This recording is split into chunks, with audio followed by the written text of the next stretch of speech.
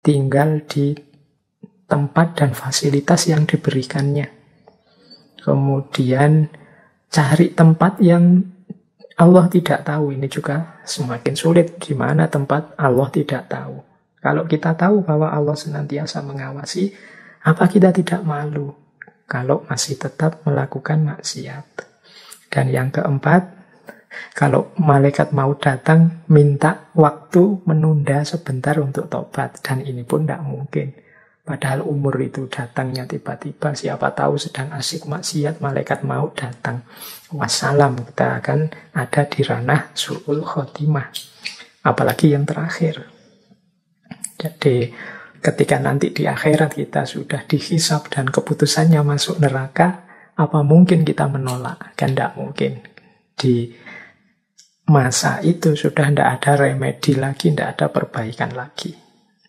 Jadi 5 syarat dari Syekh Ibrahim bin Adham ini penting bagi kita untuk menyadari, menghentikan perbuatan dosa, perbuatan maksiat yang kita jalankan secara sadar.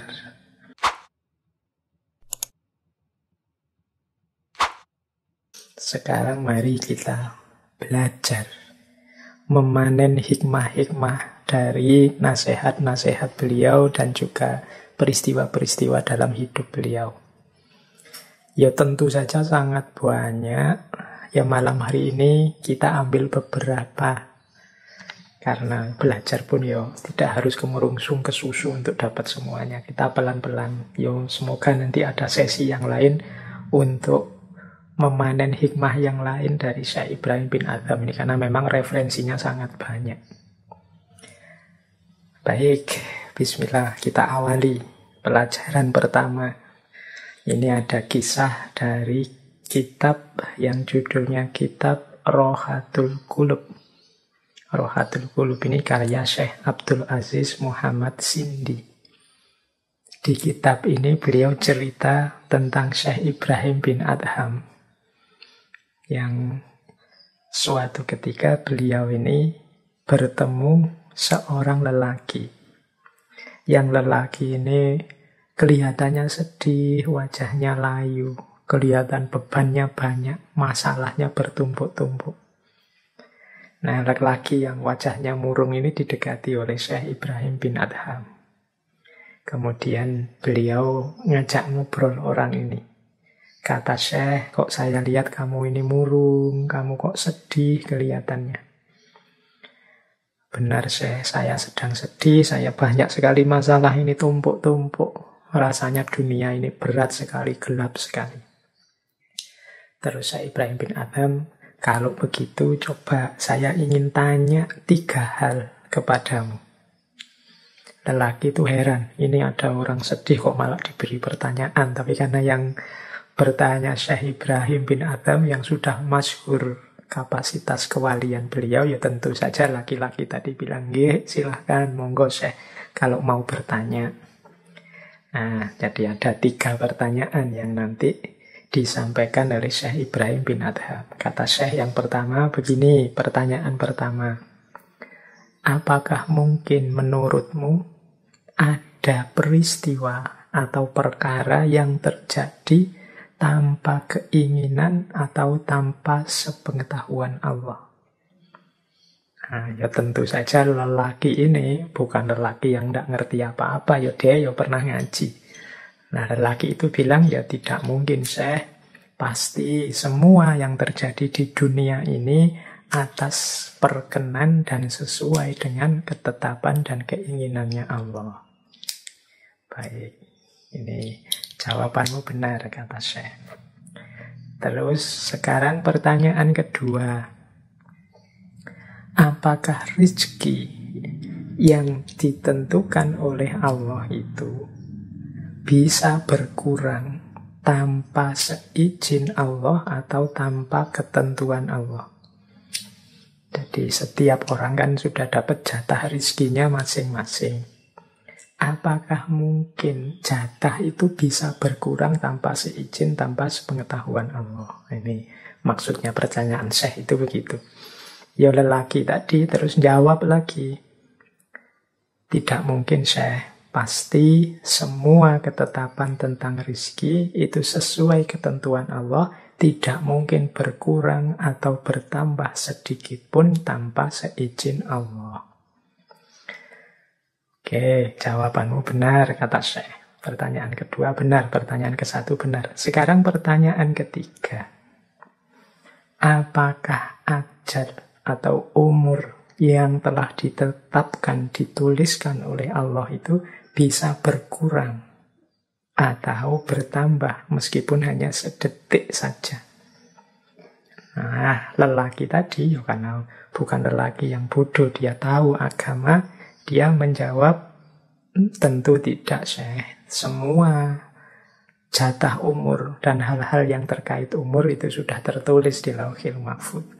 Umur saya, umur Syekh, umur semua orang itu sudah ditetapkan. Nah, ya jawabanmu benar. Terus Syekh nambah ini 3 pertanyaan benar semua kamu. Kata Syekh, loh, kalau sudah tahu seperti itu, lah kenapa kamu kok sedih? Bukankah semua yang terjadi atas diri kita, baik yang sudah terjadi, yang sedang terjadi, maupun yang akan terjadi, dasarnya memang sudah kehendaknya Allah. Nah, ini dengan kalimatnya Syekh yang terakhir ini, tiba-tiba lelaki tadi sadar. Lah mengapa aku kok harus sedih ya? Mengapa kok jadi berat sekali menghadapi ketetapan Allah ini? Apa aku tidak ridho dengan ketetapannya Allah? Apa aku mengeluh dan komplain dengan apa yang sudah digariskan oleh Allah? Pastinya kan tidak begitu. Misalnya mengeluh tentang rezeki, lu bukankah rezekinya setiap orang memang sudah ada jatahnya oleh Allah? Jadi tidak mungkin berkurang atau keliru ke orang lain. Kalau memang rezeki kita pasti nyampe ke kita. Kalau memang bukan rezeki kita, ya tidak akan nyampe meskipun sengoyo apapun kita ingin merebutnya. Jadi alasan rezeki tidak bisa jadi alasan kita untuk sedih. Wong ya masing-masing orang ada jatahnya. Mungkin pengalaman pahit, ya pengalaman itu seperti apapun juga sesuai dengan ketetapan dan pengetahuannya Allah. Tinggal kita belajar mengambil hikmahnya dan meresponnya dengan respon terbaik. Tidak perlu jadi beban yang membuat sedih berlarut-larut. Ataukah mungkin kita takut mati, mungkin karena sakit lama atau anggota keluarga kita ada yang sakit dan macam-macam. Ini kan berkait dengan umur.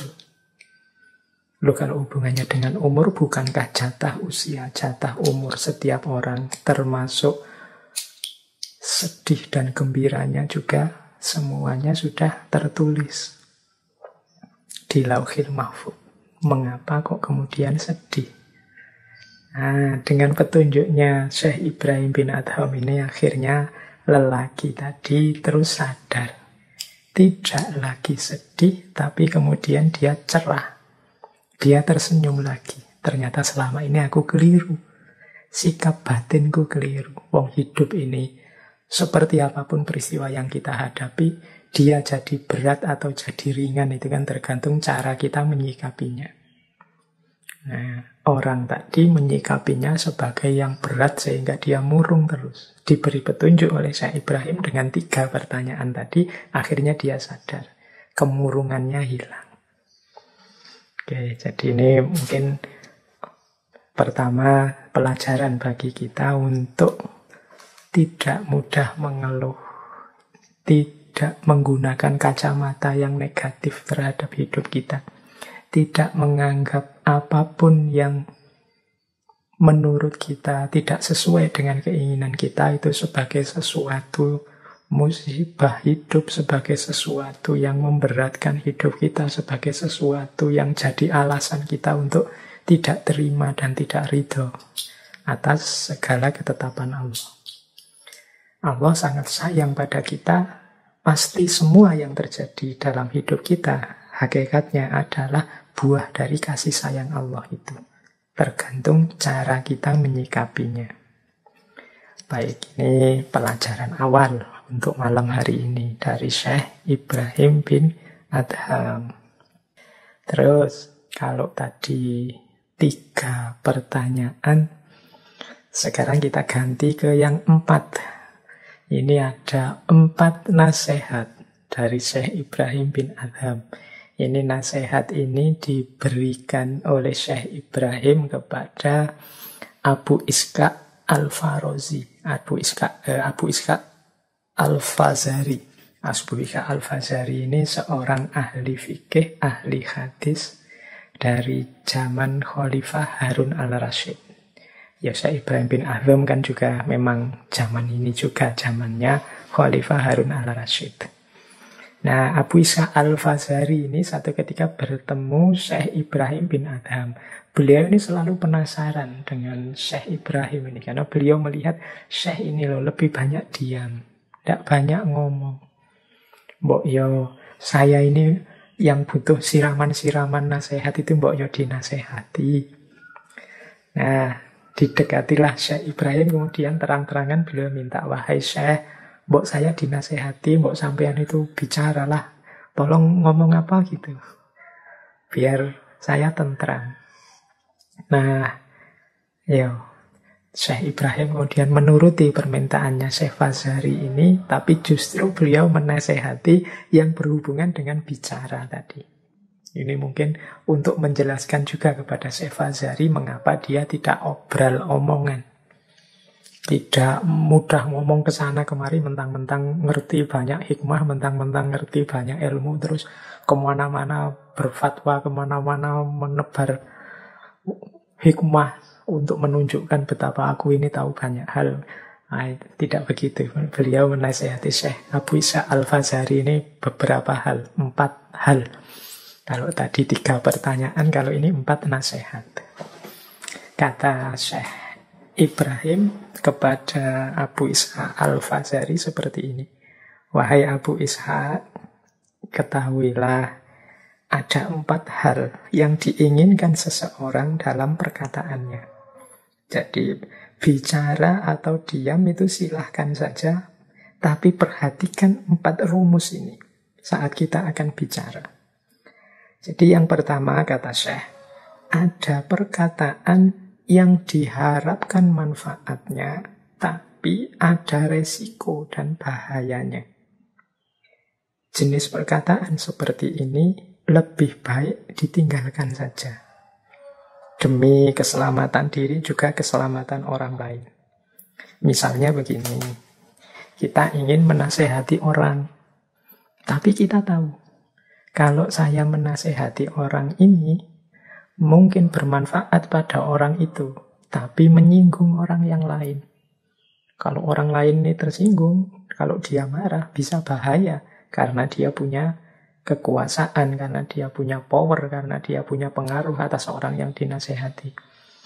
Nah, jadi manfaatnya ada, tapi ada resiko dan berbahaya. Kata Syekh, jenis yang pertama ini ya ditinggalkan saja. Cari strategi yang lain. Mungkin ngomongnya jangan sekarang, nanti saja. Kalau situasinya sudah memungkinkan. Jadi memberi nasihat yang tidak tepat, itu kan seringkali malah membahayakan, malah merusak. Misalnya, sering saya contohkan ini kan, misalnya kita nasihati orang untuk sabar. Sementara orang ini sedang malas, rebahan saja, tidak mau ngapa-ngapain. Dinasehati sabar, nasihatnya ini baik, bisa diambil manfaat. Tapi nanti membuat dia tambah malas. Orang malas disuruh sabar. Menasehati untuk saling membantu. Misalnya ta'awun. Tapi orang ini sedang bergelimang kemungkaran. Kalau dinasehati untuk kerjasama, jangan-jangan nanti membuat dia bekerja sama dalam kemungkaran. Jadi harusnya orang yang sedang kemungkaran dinasehati untuk muhasabah, introspeksi diri. Ya, kerjasama itu bagus, saling membantu itu bagus. Tapi ketika salah konteks bisa masalah. Nah, ini jenis pertama. Jadi kalau ada perkataan yang diharapkan manfaatnya tapi ada resiko dan bahayanya, coba ditunda dulu. Cari momen yang terbaik. Berarti jangan ngomong. Yang kedua, ada perkataan yang tidak diharapkan manfaatnya dan tidak dikhawatirkan bahayanya. Nah, ini ya tidak ada manfaatnya sih, tapi bahayanya juga tidak ada.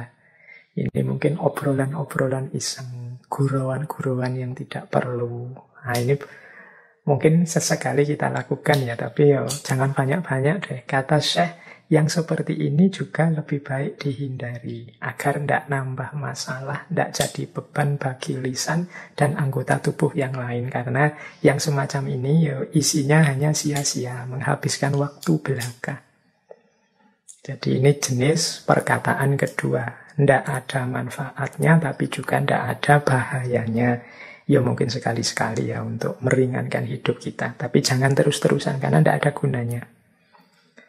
Ini jenis kedua, berarti yang kedua juga ya lebih baik diam daripada buang waktu bicara yang tidak ada gunanya. Kalau yang pertama tadi, daripada bicara yang beresiko meskipun baik. Nah yang ketiga, ada jenis perkataan yang tidak diharapkan manfaatnya, tapi bahayanya besar.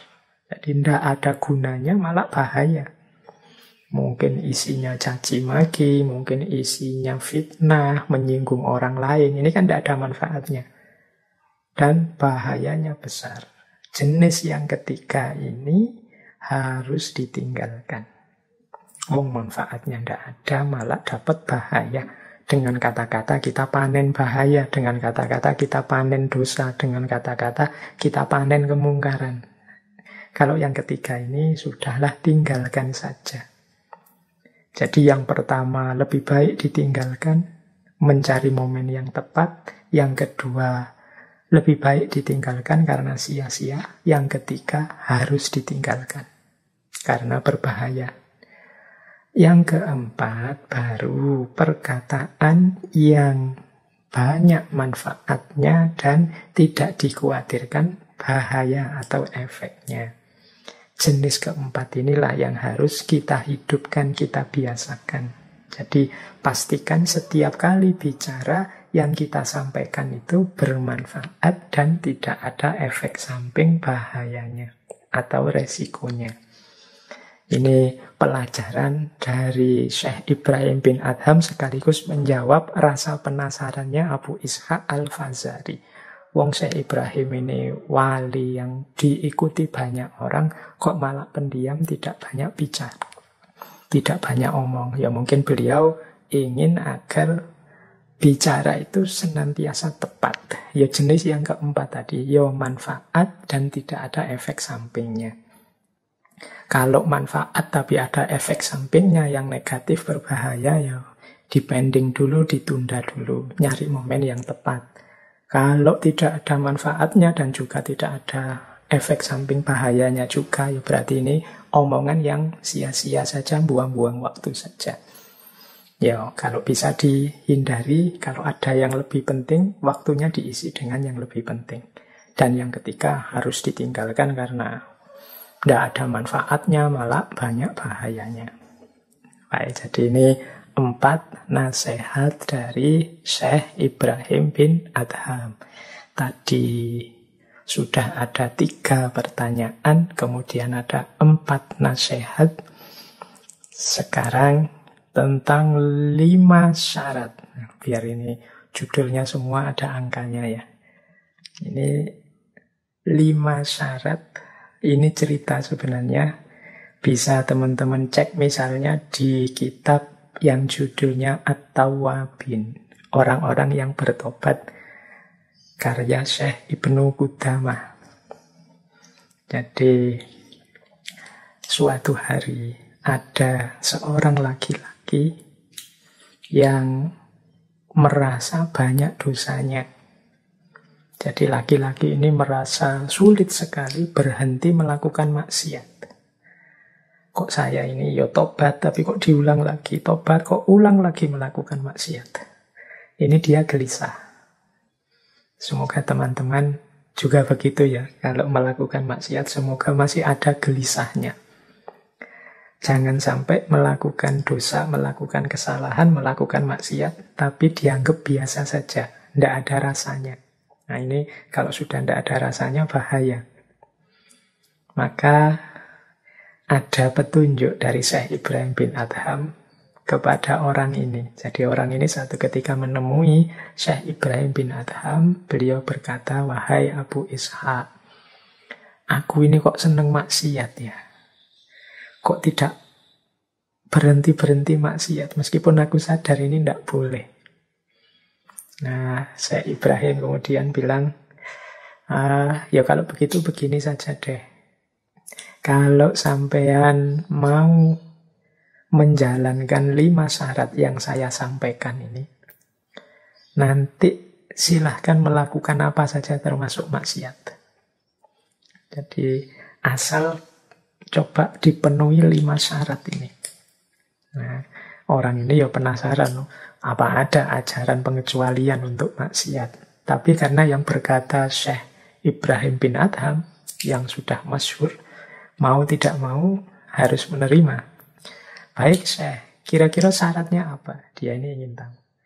Syekh Ibrahim kemudian berkata, baik, begini syaratnya. Yang pertama, setiap kali engkau melakukan maksiat kepada Allah, kamu harus tidak mau memakan rezeki dari Allah. Jadi jangan kamu makan, jangan kamu nikmati rezeki dari Allah. Laki-laki ini terus mikir, apa bisa? Kata laki-laki itu kepada Syekh, loh terus saya makan dari mana? Setiap yang saya peroleh dalam hidup ini ya rezekinya Allah. Bagaimana bisa saya harus tidak menikmati, tidak makan rezeki dan anugerahnya Allah? Syekh Ibrahim terus jawab begini, ya lah kalau kamu sudah paham begitu, apa ya kamu itu pantas rezekinya dimakan, anugerahnya dinikmati, tapi larangannya tetap dilanggar. Ya kagetlah lelaki ini, dia baru sadar ya betapa tidak pantasnya, tidak sopannya aku ini. Wong ya rezekinya aku nikmati, anugerahnya aku nikmati. Aku diberi macam-macam anugerah kesehatan, anugerah kenyamanan hidup, tapi perintahnya aku langgar. Nah, mulai terbuka pikirannya. Syarat yang kedua, kata Syekh Ibrahim, kalau engkau mau bermaksiat, ya resikonya jangan tinggal di buminya Allah. Lelaki ini kaget. Lu bagaimana bisa, Syekh? Apa bisa orang tidak tinggal di buminya Allah? Kalau kita hari ini mungkin pikirannya agak nakal-nakal itu teman-teman kan sering ngayal. Oh kalau gitu masih bisa Pak, masih bisa ke planet Mars atau hidup di bulan sana. Ya Mars dan juga bulan itu ya semuanya ciptaannya Allah. Kata Syekh, wahai Abdullah, wahai hamba Allah, apa kamu tidak mikir? Kamu itu yo makan rizkinya, yo tinggal di tempat yang disediakan olehnya untuk kita, tapi kok masih asik saja melanggar larangannya. Itu mudahnya disediakan tempat tinggal, dijamin hidupnya, tapi masih tega kita melanggar larangan-larangannya. Nah, itu kan betapa kita ini tidak logis, tidak masuk akal, tidak ngerti kepantasannya orang hidup. Nah, tambah sadar lelaki ini. Yang ketiga, kata Syekh Ibrahim, nambah lagi, karena tadi kan 5 syaratnya. Kalau engkau masih saja ingin bermaksiat, sekarang gini saja deh. Cari tempat yang tidak terlihat oleh Allah. Nah, orang ini terus mikir, terus dia jawab, wahai Syekh Ibrahim, mana ada. Bersembunyi dimanapun, ya tetap Allah itu tahu. Nah, dijawab oleh Syekh, lah ya kalau memang demikian apa kamu tidak malu? Sudah dijamin macam-macam tadi, kemudian terang-terangan melanggar di depan Allah. Wong Allah selalu tahu apapun yang kita lakukan. Apa kamu tidak malu bermaksiat padahal sadar Allah sedang melihatmu? Nah, orang ini tambah sadar kekeliruan persepsinya dengan selalu melaksanakan maksiat. Terus begini kata Syekh, dilanjutkan yang keempat. kalau nanti malaikat maut datang, hendak mencabut nyawamu, katakan padanya, wahai malaikat, tolong ditunda sebentar, saya tak tobat dulu. Saya mau melakukan amal soleh dulu sebentar saja, biar dosaku bersih, aku tak tobat dulu. Nah, jadi orang laki-laki ini terus mikirnya, ya Syekh, ya tidak mungkin Syekh. Mana ada malaikat maut menunda dan memenuhi permohonanku, tidak jadi mencabut nyawaku. Terus kata Syekh, ya kalau kamu sudah tahu begitu, lah mengapa kamu menunda-nunda untuk segera bertobat? Segera tidak menjalankan maksiat lagi, segera beramal soleh. Bukankah ajal dan umur itu bisa datang tiba-tiba saja? Bagaimana engkau bisa tetap santai melakukan kemaksiatan-kemaksiatan? Terus kata Syekh, yang kelima, nanti kalau malaikat penjaga neraka menggiringmu untuk masuk neraka di hari kiamat, jangan mau dimasukkan neraka. Kamu ngeyel loh, kamu bantah dia. Laki-laki ini terus bilang, ya Syekh, wahai Abu Ishaq, ya pasti tidak bisa. Kalau memang hisabku membawaku ke neraka, pasti aku akan masuk ke neraka. Laki-laki ini semakin sadar, sampai kemudian dia nangis. Cukup wahai Syekh, memang aku ini tidak tahu diri.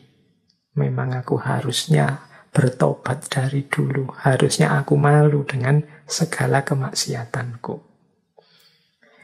Jadi ini mungkin pelajaran ya bagi kita semua, teman-teman yang mungkin sekali-sekali atau dua kali atau malah sering hidup kita diwarnai oleh dosa-dosa maksiat-maksiat. Pelajaran dari Syekh Ibrahim bin Adham ya, yang pertama, kalau engkau memang masih kukuh secara sadar melakukan maksiat dosa, jangan makan rezeki dari Allah. Tidak pantas. Wong kita langgar larangannya kok kita masih menikmati dan meminta pemberian darinya. Yang kedua, jangan tinggal di buminya. Itu namanya tidak tahu diri. Wong kita langgar perintahnya kok kita masih tinggal di tempat dan fasilitas yang diberikannya.